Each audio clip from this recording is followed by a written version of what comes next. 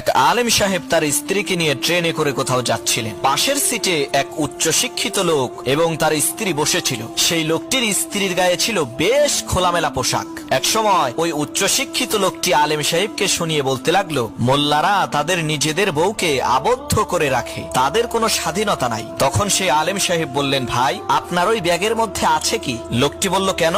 এতে আমার মহামূল্যবান জিনিসপত্র রয়েছে। আলেম সাহেব বলল, আপনি এগুলো ব্যাগের ভিতরে রেখেছেন কেন?